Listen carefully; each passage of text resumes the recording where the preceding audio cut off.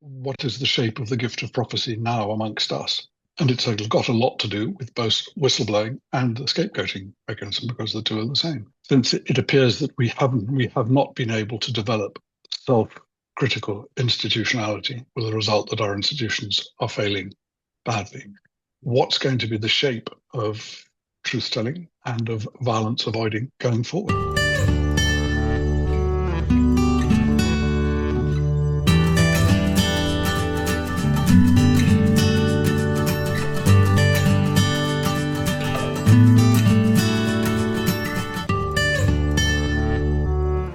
Well, welcome to this Aletheia Dialogue with witness bearers. In this episode, I have the privilege of chatting to Father James Alison. Now, those of you who have been watching my series know that the word aletheia is a Greek word which is commonly translated as truth, but which can actually more accurately be translated as reality. Now, the reality of my guest in this episode is extremely intriguing and fascinating, and I hope it's going to be an encouragement to whistleblowers and all those who are suffering from being scapegoated and persecuted for speaking truth to power, because he knows what it's all about. He's a Catholic theologian, priest and author, and as his website states, he has studied, lived and worked in Mexico, Bolivia, Chile, Spain and the United States, as well as in his native England. James earned his doctorate in theology from the Jesuit faculty in Belo Horizonte in Brazil in 1994 and is a systematic theologian by training. His principal claim to fame is as one of those who has done most to bring the work of the great French thinker Rene Girard to a wider public. And that's what we're going to talk about in this dialogue, specifically as it applies to the work of whistleblowers, journalists and activists. In addition, he is known for his firm but patient insistence on truthfulness in matters gay as an ordinary part of Christianity and for his pastoral outreach in the same sphere. As he will explain, James was brought up in a conservative evangelical family and became a Catholic at the age of 18 in 1978. 20 years later, he was ordained as a priest. He has published several books, and they've been translated into Dutch, Italian, French, Portuguese, Russian and Spanish. And on his website there's a whole section on the various books. The book that got my attention was his most recent book, written in 2013, Jesus the Forgiving Victim, which is a program of induction into the Christian faith for adults, available on various formats, which follows from his insight into desire associated with the work of Rene Girard. When he's not traveling, James is based in Madrid in Spain, where he lives with his French bulldog Nicholas. And as you will see, Nicholas was lying quietly in the background, being a witness bearer himself to our conversation. James now works as an itinerant preacher, and the aletheia or reality about James is that he has lived in that psychologically and spiritually liminal space of feeling like an outcast and an abomination, because from the age of 9 he realized that he was gay.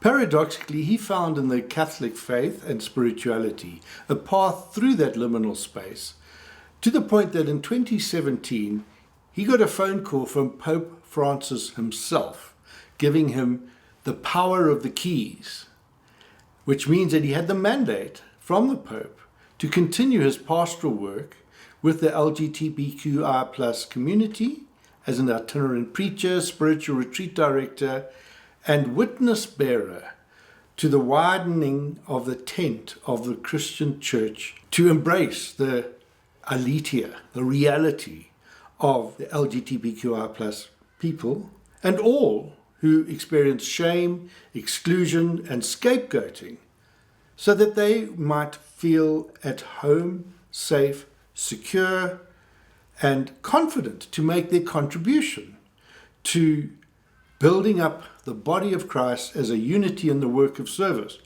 to quote St. Paul's letter to Ephesians. Now, the story of his ministry in that context is told in a marvelous conversation with Dr. Marianne Diaz, the director of the Wisdom Ways Center for Spirituality which was recorded a year or so ago. And I would just refer people to that particular conversation to learn more about it, because we don't have time in this dialogue to talk about that, as our focus is mainly on the work of Rene Girard and how James can help me better understand Girard's insights. Well, who is Rene Girard?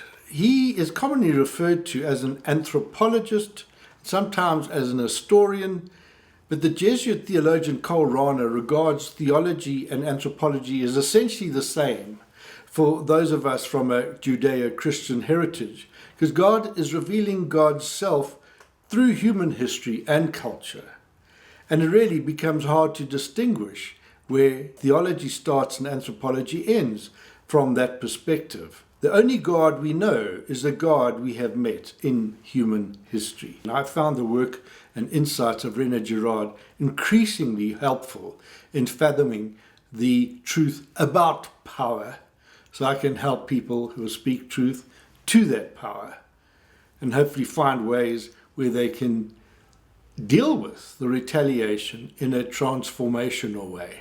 Now, Bishop Robert Barron confidently predicts that Rene Girard is going to be, in due course, declared a doctor of the church. Well, it'll take some time before Rene Girard gets to be declared such.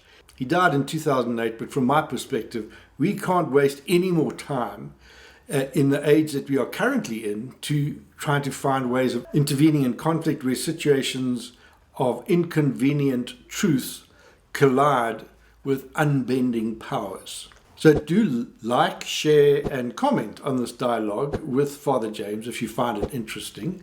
At the conclusion, I will offer some further reflections. Well, James, so looking forward to this dialogue after little more than a year. You and I have been corresponding, and you've been an extraordinary help to me, basically being the sort of priest that I've been needing in the context of the work that I do as a social worker, working with people who are scapegoated and victimized and retaliated against for speaking truth to power, for trying to hold their integrity in a context where it's not popular, not fashionable.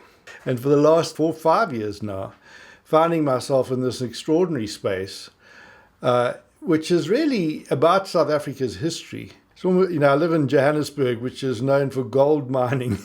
But it's almost like, to use that as a metaphor, it's almost like I found a seam of gold in Rene Girard.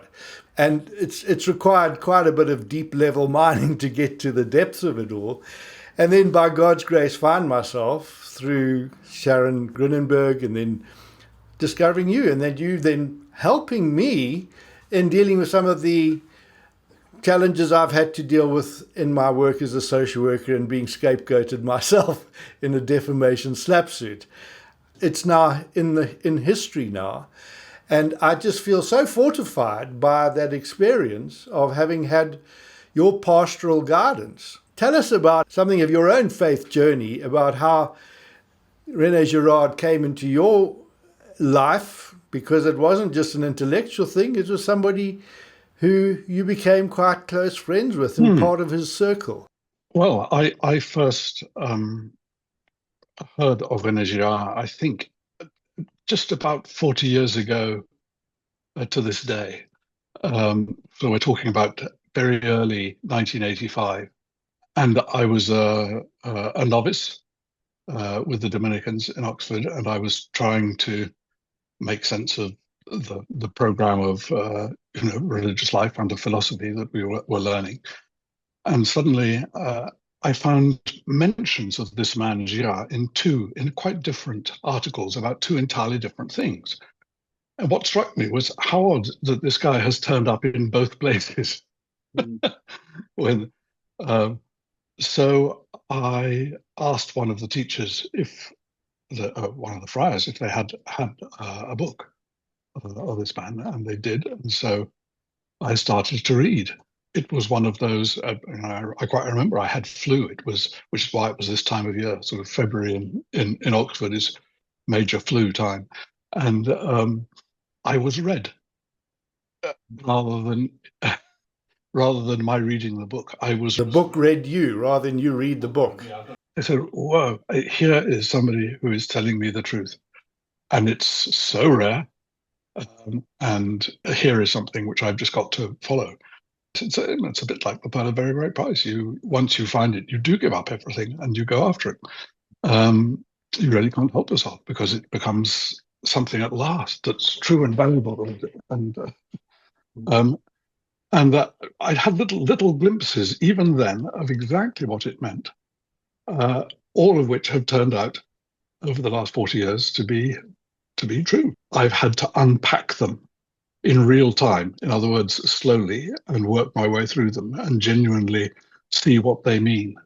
But go back a little bit there. How did this Eton educated English boy find himself firstly seeking ordination to the priesthood? And give us a bit about your family context. Well, I was brought up in what I call a hardline evangelical Anglican family.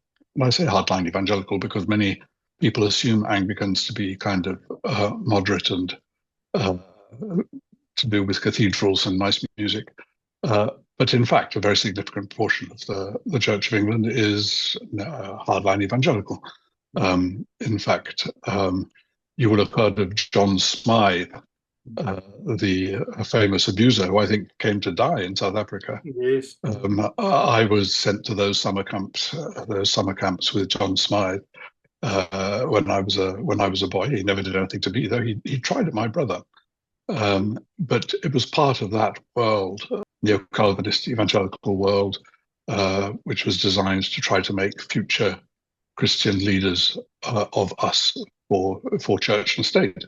The Channel 4 series and the books surrounding the John Smythe stories show this very well. But that's the world that I was brought up in. And I had the very good fortune to fall in love with another boy when I was aged 9, which, of course, at the time was utterly wonderful, but also utterly baffling, because how does one cope with such things and how does one have language for such things? And then very shortly thereafter, I learned from another schoolboy, because one learns these things from schoolboys, what a queer was, and instantly knew that I was one. I believe the South African term is muffy. Muffy. That's right. But anyhow, the word queer in the late 1960s was a very, very violent and contemptuous term. It's now become quite a chic word, but it certainly wasn't back then.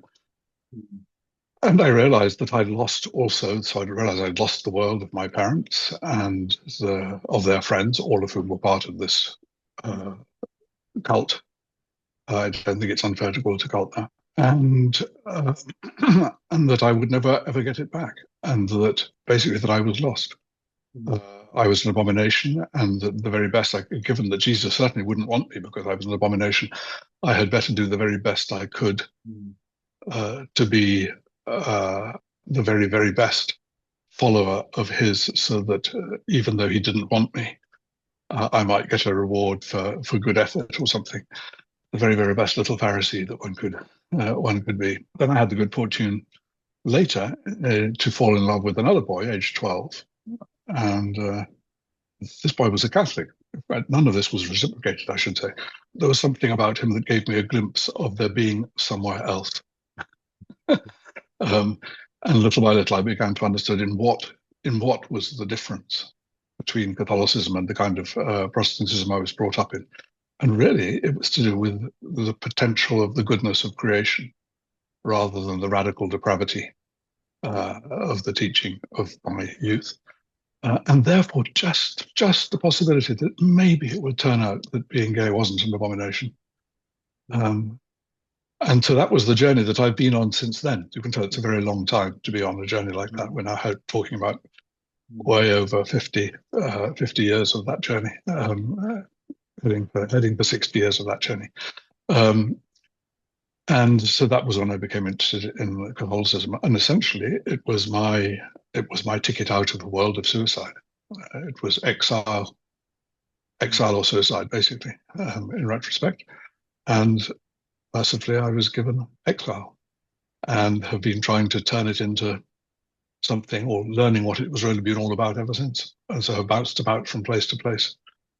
But then you said Padre Pio. I'm busy listening to, immersing myself in a fascinating podcast series on the history of Christian mysticism.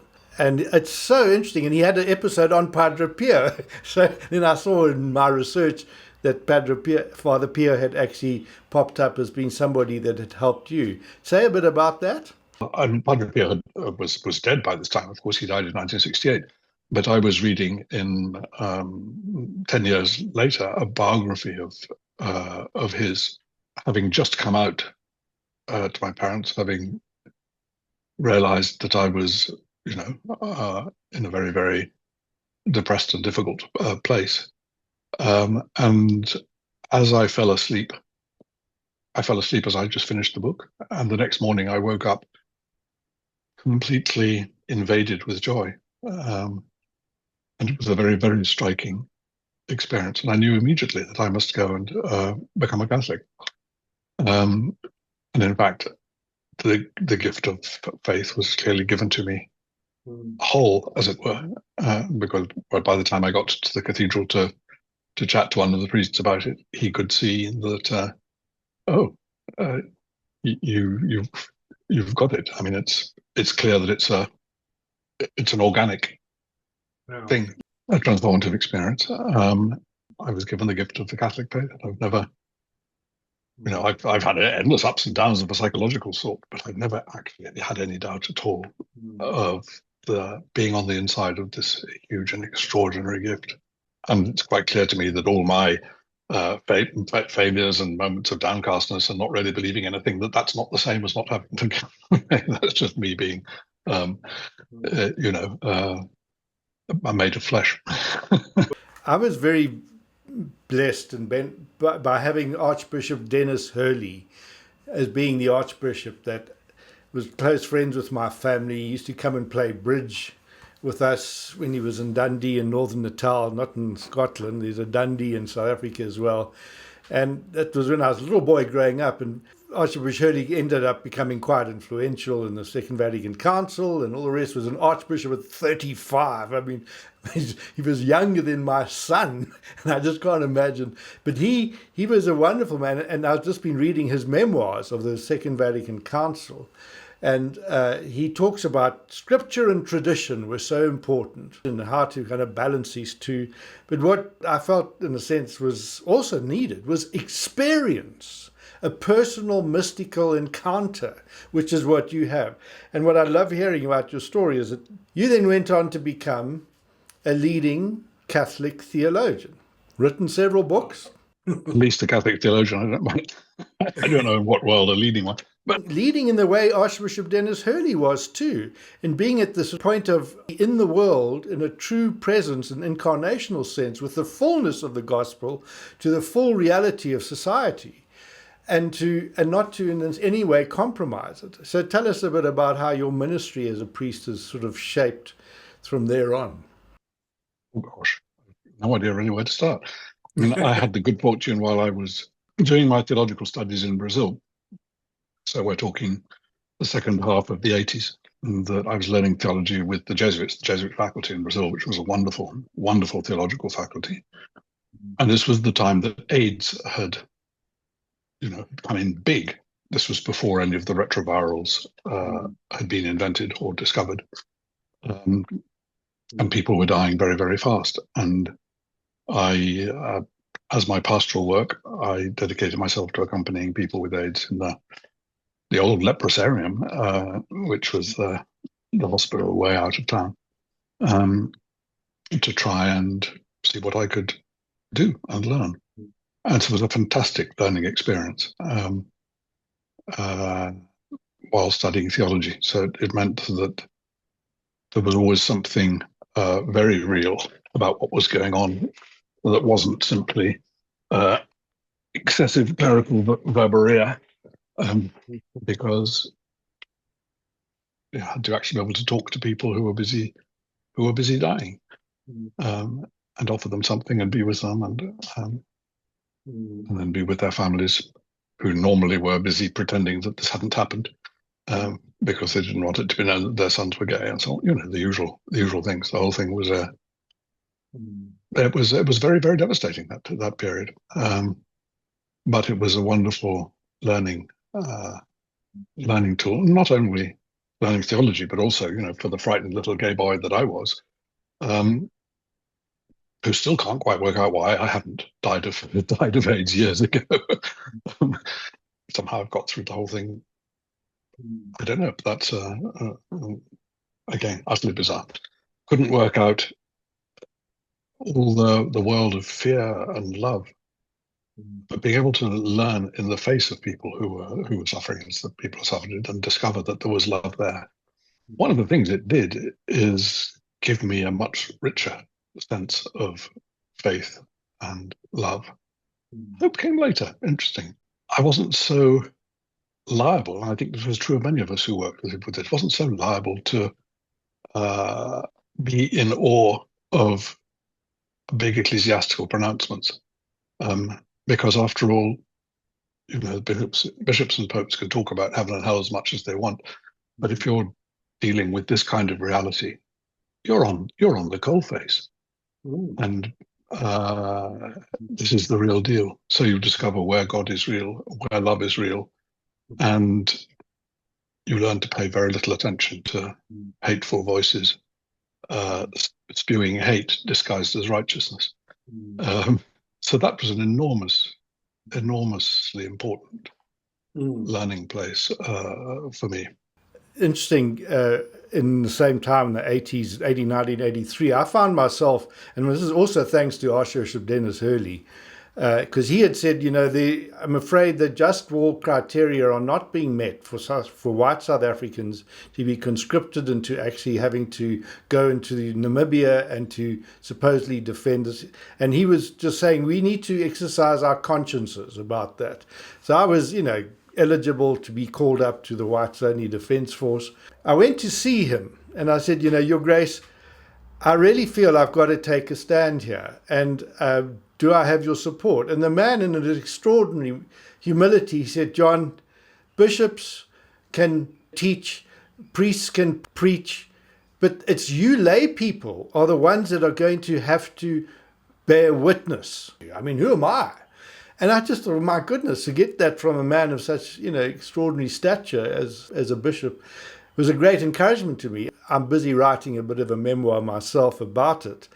But precisely because, loved Søren Kierkegaard, and a particular line of his which I love, he says, we can only understand our lives backwards, but we've got to live our lives forwards. You put one foot in front of the other and you just be guided. People are risk averse. People like predictability. They like, some sense of confidence that the step they're taking is actually going to be reasonable. But faith is much, the other side of doubt. Thoughts on that in your own life? Yeah, that's right. Something unfolds itself and you don't actually know where you're going. And yet, you're being held. I think that's the thing. And again, it took, and this is thanks to the kind of psychology that Girard has opened up, it took quite a long time actually thinking about faith. And it's interesting how disconnected one's ability to interpret one's own experience can be from one's thought patterns. To realize how much faith is to do with someone else giving you the confidence to move on. So many of us have been brought up with a highly intellectualized and individualized notion of faith as being some sort of demand that we've got to make a moonshot towards a moon that may or may not be there. And that somehow is emotionally meritorious. Whereas, in fact, it's much more a sense of relaxing into being drawn along by someone, despite our not really being able to tell what's happening, and also not being frightened. So there's a strangely relaxing quality about it. But yes, it doesn't mean, what's the word, being able to see anything terribly clearly in advance, or strangely, in retrospect. It does, but only in retrospect. It does, but let's talk about, because one of Rene Girard's big insights was mimetic rivalry and mimetic desire. And let me just tell you a funny story. I went to the bottle store the other day. We have a Guinness club, me and some of my friends. And we weren't able to get Guinness. It was all sold out. So I talked to the guy at the liquor store. I said, what's going on? Why can't we get any Guinness? He said, well, it was because some big shot pop star or somebody has now gone viral with a video in which he has chosen taking a can of Guinness, opening it, pouring the foam out and drinking it in violation of all the rules of how you drink Guinness. And he said, because he is so kind of got such a profile, people are rushing out to buy Guinness and to drink this Guinness in the completely wrong way just to imitate him. And I laughed, and he couldn't understand why I was laughing, because it was such a good example of this mimesis and all the rest. So maybe for those who don't know what we're talking about, give us a quick sense of what that big discovery of mimesis is. Girard's a central point, even before the scapegoat mechanism, which is what he's famous for, but which is not his term, but a term that's used to apply to his thought, is mimetic desire. And by that, he means that we desire according to the desire of someone else. The other is always prior to us. And of course, once you stop and think about it, of course it's true. Everyone knows that when they're little babies, little babies imitate. That's what little babies do. And that's how they pick up gestures and how they pick up sounds. And eventually, by the mixture of the gestures and the sounds, they say words. And that's how, we're inducted by others doing things into doing them ourselves. So the other is always prior to the I. The we always comes before the I, just in terms of allowing us to come into being, making us viable. And that this works by imitation. And imitation is itself a perfectly good and neutral thing. In fact, imitation is what allows us as small apes to pick up vastly more information, vastly more rapidly than our nearest ape relatives. We always think, isn't it funny that apes are so imitative? But we don't realize that we are so much more imitative than they, that we don't even notice that we're doing it. Whereas with them, it's very obvious. But that's the thing. We are brought up in such a way.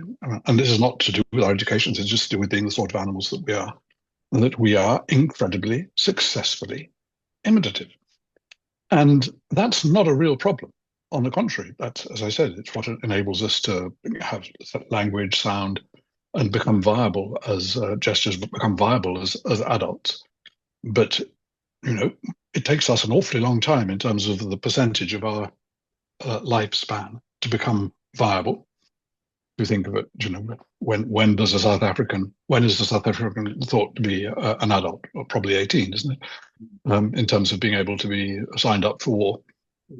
That's usually the sign by which we say, okay, by that stage, someone is a viable adult.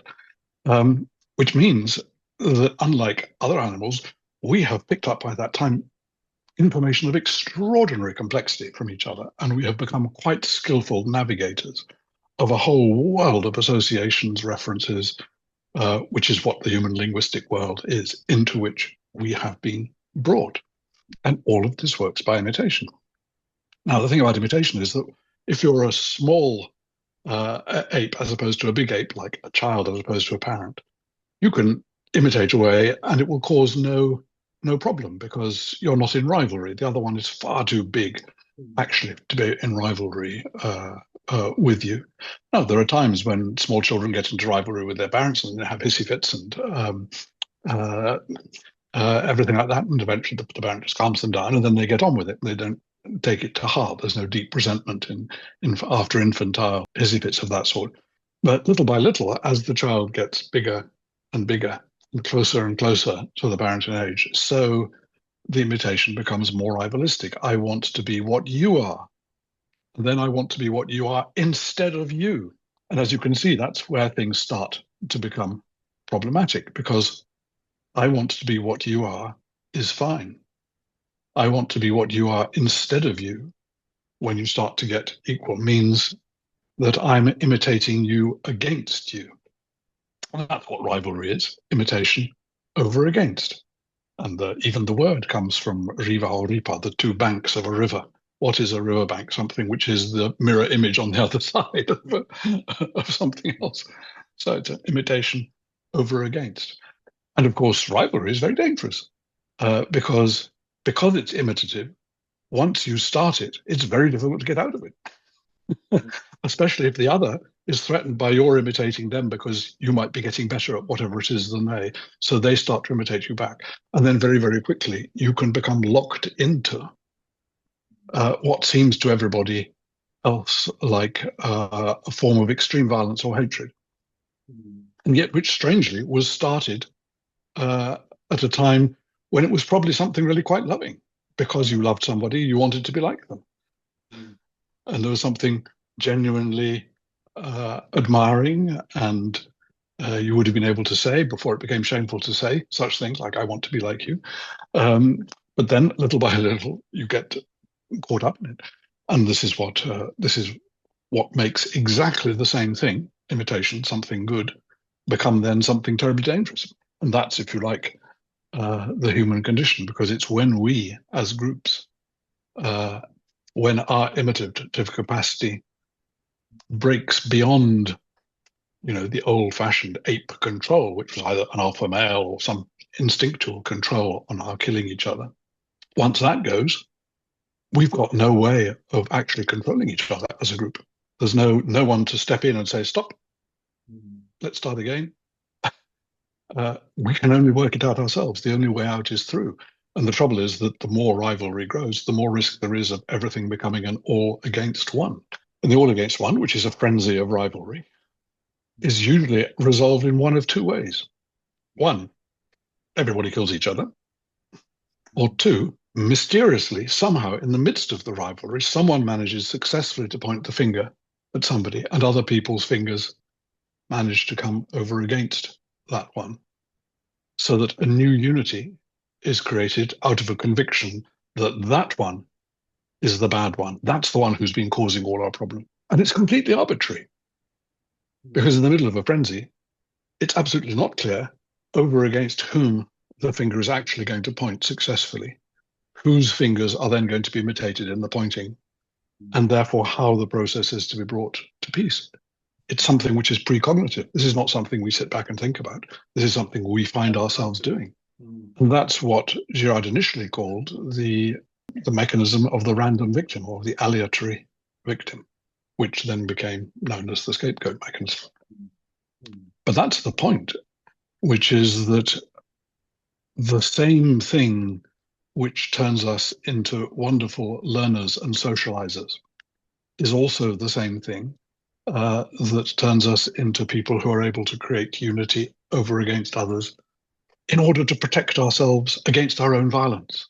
The bizarre thing is that this strange thing which this particular ape has learnt, which is the best way that we protect ourselves against our own violence, is a violent resolution of our own violence.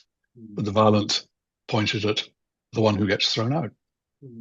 And Girard's point ever since then has been, well, and the extraordinary thing is that it's been the Jewish and Christian thing over the last couple of millennia, or the last 3 millennia, basically, slowly, first textually through incident and text in the Hebrew scriptures, and then finally in the Passion, actually just revealing to us what this mechanism is and saying there is another way to actually live together if you want to, which is receiving who you are from the thrown out one, rather than building yourselves up over against the thrown out one.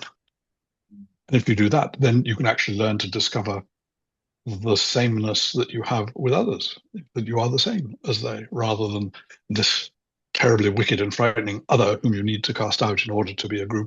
That's, in a nutshell, what Girard understood. Once you see it everywhere. Well, interestingly, because it is everywhere. In 1984, to be able to classify it as conscience objectors, or they use the term religious objectors, we had to go and appear before a tribunal, which was chaired by a judge, and theologians. Now, the Catholic Church said, we're not putting any theologian on any tribunal to judge whether a person's sincere in their conscience. He says no human being has a right to sit in judgment in another person's conscience. So we didn't have any Catholic representative there. But I had to explain my conviction of wanting to be classified as a universal pacifist. However, when I started reading Girard, I thought, whoops, because the whole just war theory was what prevailed. And I was, asking myself that now, well, will Rene Girard challenge my intuitive conviction of being a universal pacifist? And as I read into him, I got the sense that as he explains himself, that there's like a fork in the road. The one road will lead to an Armageddon, but the other path eventually leads to the road to Emmaus. But there's no shortcut to that road. You've got to go via the road to Calvary and understand Jesus as having been the one victim who was innocent. And interestingly, in my justification for my position at the Board for Religious Objectives, we had fortunately, in my Bible study group in our parish, my wife and I, we were really just newly married. We looked at the gospel story about the woman caught in adultery.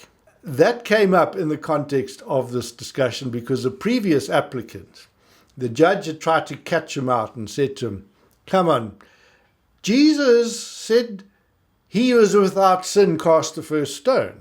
He didn't say that stoning was forbidden.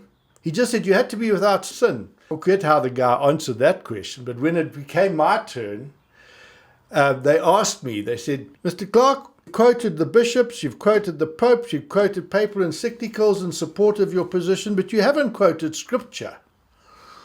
So I said, the reason for that is that I believe scripture can be so abused if used in a sort of a deductive way in terms of trying to justify things with proof text. I said, but it emerged in the very conversation that you had with the previous applicant, a passage of scripture which I think illustrates how it can be a living word.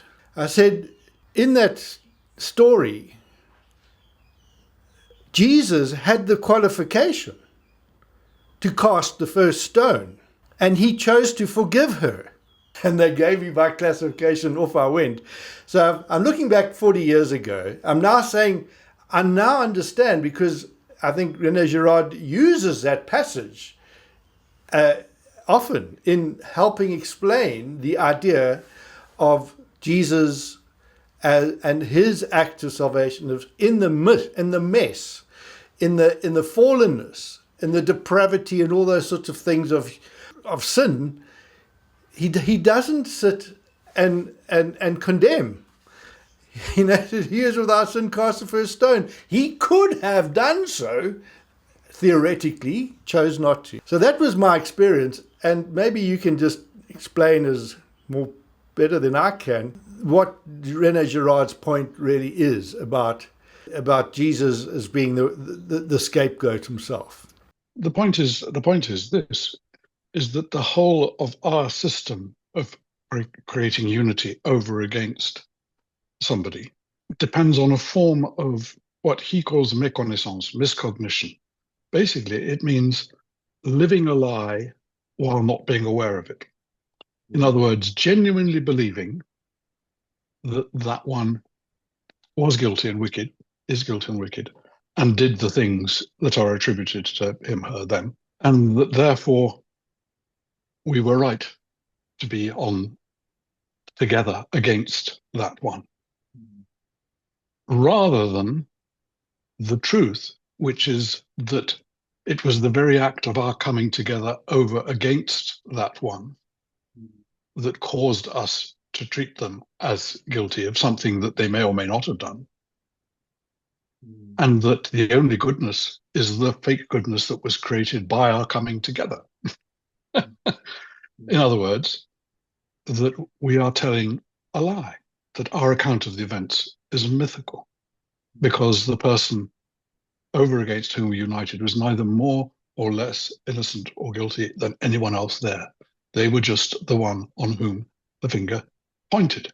And that if we continue to do this, we never learn what's true.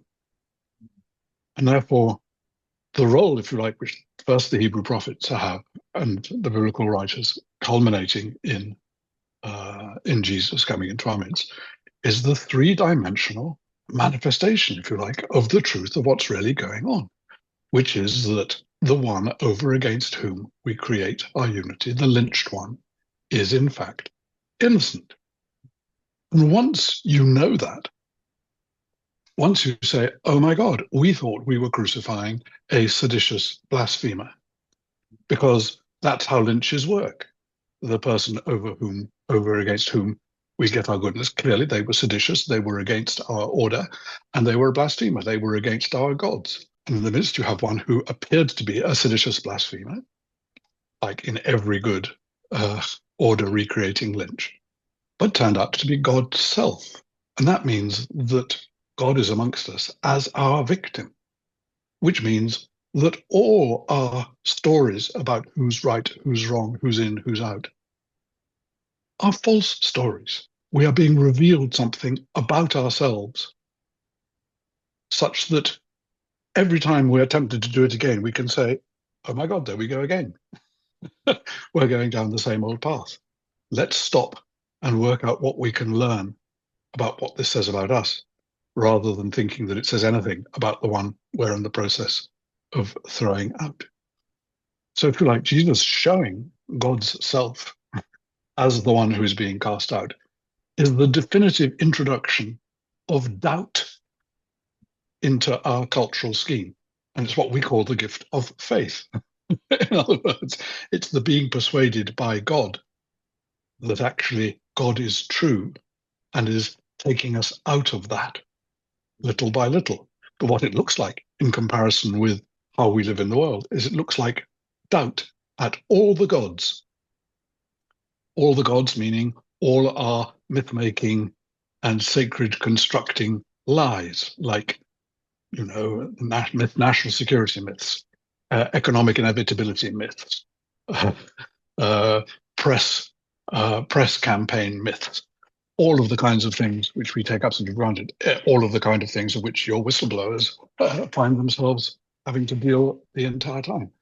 So yes, Jesus, in that sense, comes in and reveals the innocence of the victim. And thereafter, every time we do it again, we have to say to ourselves, oh, haven't we seen this story before? And don't we know that it's a lie? And if you like, that's been at the same time the incredible strength and the incredible weakness, because it's both at the same time, of the Christian faith and the Christian presence in the world, is that its power is shown in weakness. Well, I know my whistleblowers are going to love hearing this because, I was in court this week with one of them and with others supporting us in solidarity. And it was such an obvious case of him being retaliated against for having blown the whistle on a empowerment scheme that had been set up by two big corporates, really to fleece the company. And he blew the whistle on to the police, to the authorities, to the company, to its board.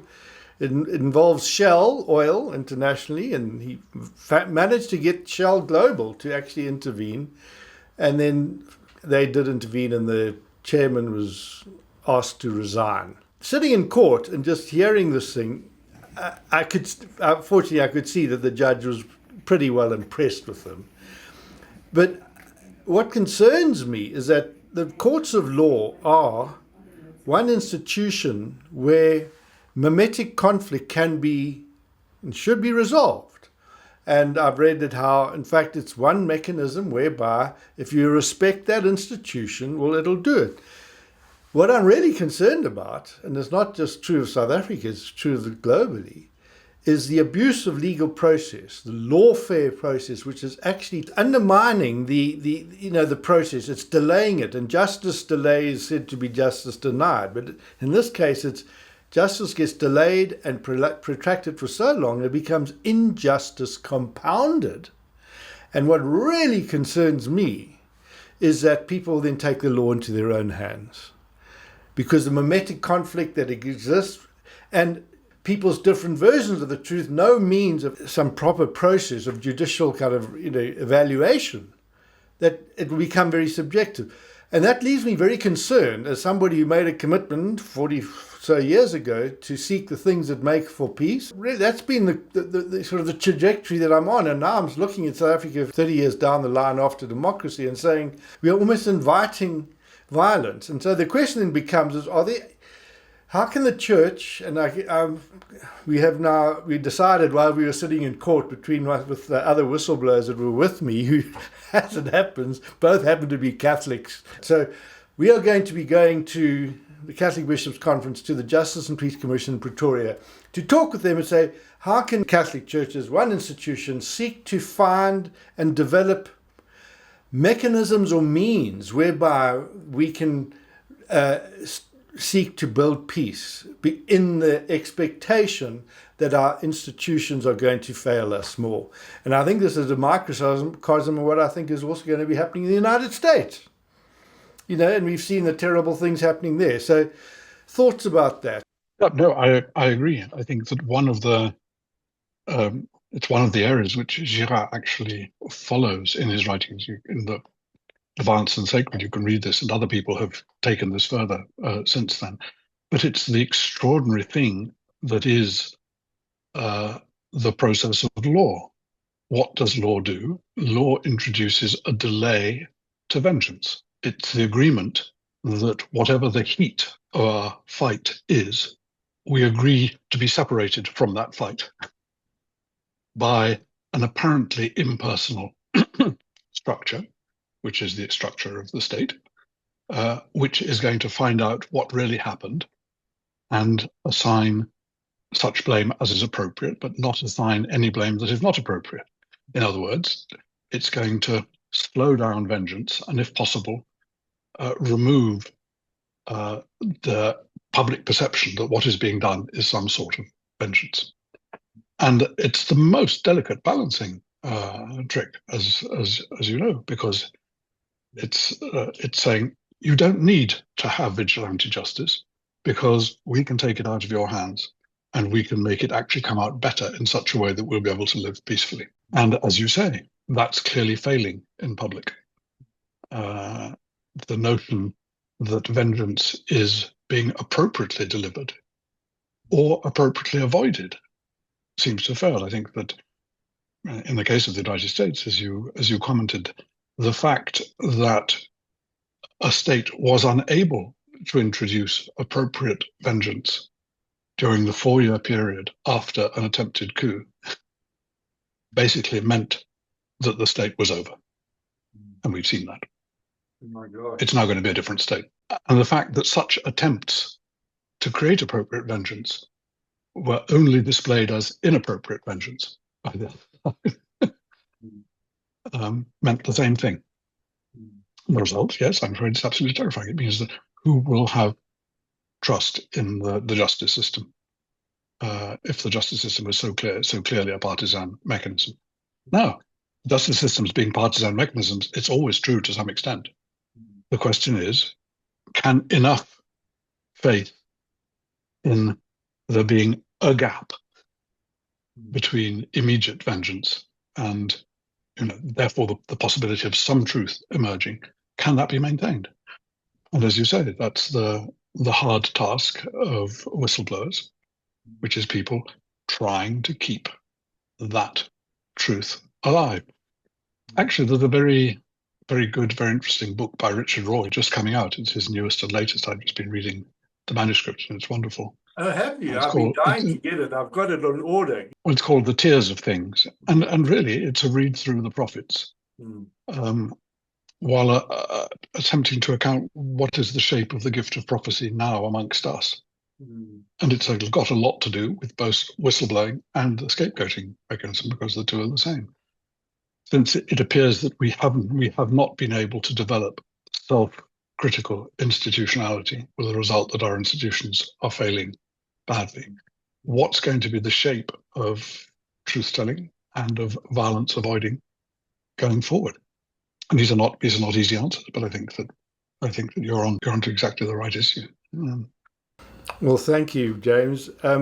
Okay, so we've got Richard Raw's one book. What other resources for people to take this further? Your own books and Rene Girard's book. Which one would you encourage people to start with? The scapegoat mechanism? Oh, well, for reading Rene Girard, it depends. It depends a lot on the background of the person. Quite a lot of people enjoy starting with his book called "I Saw Satan Fall Like Lightning from Heaven." Personally, I prefer starting with a book called "The Scapegoat" because I find the argument develops in a more clear step-by-step way. But that's just me. There are other people who prefer "I Saw Satan." There are good introductions. There's a very good little introduction by Michael Kirwan called "Discovering Girard." There's a bigger introduction by Wolfgang Pallaver. These are easily available. Often the best resources are stories, history stories about things that have actually happened and which really shake you to the core in showing what's going on. And if I think of two history books that have really opened things up to me, and I'm sure that these are the kind of books that are available to history books that are available to anybody. One is an extraordinary book by a late woman journalist called Gitta Sereni, called "Into That Darkness." And it's her interviews with the camp commandant of Treblinka in the months immediately before his death. He was Austrian, he'd fled from Germany, went to Argentina via Israel, and didn't try to hide himself, strangely. He managed to stay out of the hands of the authorities merely by a clerical error in having filed him under Stangl France instead of Franz Stangl. So he was in the wrong place in the filing box. But he didn't try to hide. He worked for Volkswagen and eventually was arrested and taken back to Germany, where eventually he died in prison. But in the last 3 months of his life, Gitta Sereni, who was a wonderful journalist who basically covered post-war Europe, from the late 40s onwards, she accompanied the massive displacements of people all over the place and wrote about it that happened after the Second World War, including therefore trying to find out what had really happened. What she brings out of Franz Stangl in terms of how you get involved in something way beyond what you had ever imagined you would find yourself doing in the service of evil, how very easy it is to become a corrupt person. It's an extraordinary account. It's very, very illuminating. And the other similar account is Adam Hochschild's book, King Leopold's Ghost, which is the story of the slave trade in the Congo. And again, of the extraordinary role of amazing deduction on the one part and whistleblowing. The key whistleblower there was Roger Casement. Early on, he was a British consular official who began to explore the area for himself and saw what was really going on and started writing about it and letting people know. And his was the source material that led to Conrad's famous book. I forgot the title of the Heart of Darkness. Yes. Heart of Darkness, that's right, which was the background to Apocalypse Now, the film Apocalypse Now. But it's an extraordinary story of what was known and not known, and how people came to know and how people avoided knowing, because those to me are the key issues, you like, in this. What are we missing? What are we missing that's going on in front of our face? And how do we learn to stand up for it? In other words, before we're even able to blow whistles, how do we get to realize what the mechanism, which hasn't yet become too uncomfortable for us, is doing? So for me, those two just are extraordinary. But I'm sure the trouble is that there are no shortage of such insights into just such horrible incidents. I merely describe two that have made an impact on me. But one of the things which one of my mentors helped me enormously with, a simple phrase which I keep repeating. She says, we all have our blind spots. but they don't show up as dark patches. We don't know we have them. And that stayed with me, all these years. The point is that so often what my concern is that the quest for power, that power has an effect, apart from people saying being an aphrodisiac, it also tends to enlarge that blind spot and that dark patches, and people become then very cruel and very arbitrary, and the sort of people that we've seen throughout history. And the question then for me becomes, just with Rene Girard's insights, is that they then command technology. And I just had a sense that towards the end of his life, Rene Girard was perhaps a little bit pessimistic about the fact that the technological arsenals that we now have, that this mimetic conflict will escalate to the point where we're going to blow ourselves up, blow the planet apart. I don't want to end on a pessimistic note, because I've always believed that love casts out fear. What message do you have for those who watch me? You've heard me kind of be this prophet of doom, be a prophet of hope for me. Well, I want to say two things. First of all, I think that Rene, of course, is pointing out to someone and saying something very loudly that in the background we all know we can blow ourselves up. We can destroy ourselves. This is the post-1944 reality. That we haven't done so far is more luck than judgment. And that was what McNamara famously said in the documentary that bears his name. We lucked out. How long we'll continue to luck out, I don't know. But the threat of us being able to destroy ourselves is very great. And we have form. Now, pessimism and optimism are sociological estimations. Neither of them have anything to do with hope. Hope is to do with someone else opening up a reality that is coming upon us, that is much bigger and greater than anything we see around us, and happens in the midst of, and is relatively independent of, whatever optimism and pessimism may be going around. In other words, hope, the gift of hope, is compatible with the most bloody situations, just as despair is very often to be found amidst really quite jolly and light-hearted situations. We all know very jolly people whose jolliness is a form of masking despair. Yeah, I think the question is not how we see the world, but what is the way that hope makes alive a presence in us, a present and a presence in us that enables us to build something else? That's always the question of hope, starting from exactly where we are. Brings me back, in a sense, to Padre Pio. And the question I wanted to ask you in closing, was Rene Girard a modern mystic?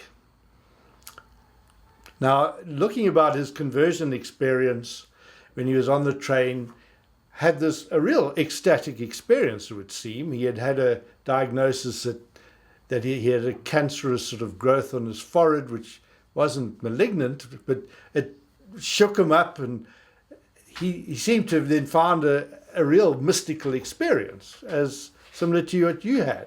And I've had similar things. So my question becomes then, well, that theological hope that we want seems to me to be contingent upon us yielding to a sacred dimension, a mystical consciousness. Do you see him as a mystic, that he fits within that tradition? I honestly don't know. I mean, as far as I'm concerned, there's been, quite since his death, there's been quite a lot of attempt to make him more of a mystical figure than, in my experience, he was. He was very free. He was very free in his old age. So he wasn't levitating and having all these things. He was down to earth sort of guy. I think there are too many people trying to make him fit into American conversion stories. It's interesting that his recent biography in French by Benoît Chante, which is an enormous work, talks through all of that process, I think, very, very well. So I'd hold back on that, because it wasn't something that he majored on in talking about at all, which may be a sign, in one sense, that's what you expect. Genuine mystical things are not shared. People make them into, yeah. I would go slow with that, not because I think it's not true. I think it is true, but I think that it's probably misleading to talk about it in terms of trying to fit it into an American conversion narrative. I get that, but I guess the real issue is that it's about what we do. You talk about the deposit of faith. Are we being faithful to what, and seeking that grace, that gift of hope? And each of us got to work that out and find our own contemplative path, put it that way. I prefer that word than the mystical. James, thank you. That's been very helpful. I see your dog there in the background. Yes, Nicholas has given us. Nicholas has come in and out as we've spoken. Well, the gift of hope is compatible with even the most bloody of situations. Boy, did I need to hear that, because in the midst of me doing this edit, all sorts of tumultuous things happening around the world, total realignment in geopolitical forces, Donald Trump fighting with President Zelensky in a quest to, it seems, imitate Vladimir Putin. Now, rather than get sidetracked into a political kind of polarization, I really think that the way forward is for me to then, instead of giving my comments now, invite people to give your own comments in the chat. And I think one of my next episodes will be to invite various folk that I have interacted with around Rene Girard's work for a kind of a participatory discussion, looking at the current situation through a Girardian lens. I mean, just for one example, is one of my friends who's a journalist has been writing in a recent column that he thinks the time's come for South Africa to start rearming itself. Now, as somebody committed to peacemaking and all the rest, I just thought, well, hang on, I can understand why he's feeling that way. But I am very concerned that we are really at a tipping point globally to try and find radical peacemaking efforts. If anybody wants to join that conversation, perhaps we will have it as a live stream, because I think that maybe in Rene Girard's thinking there is some helpful kind of streams of consciousness that we can tap into to become prisoners of hope. Even as things are getting seemingly so bad, there is the reality of the incarnation is not a reversible thing. It's happened, and it is happening to the extent to which we seek to flesh it all out. Well, to play out, I thought I would just show a 2-minute trailer of a 1.5 hour long documentary that's recently been made on the life of Rene Girard as a way of preparing for that conversation that we have in the future.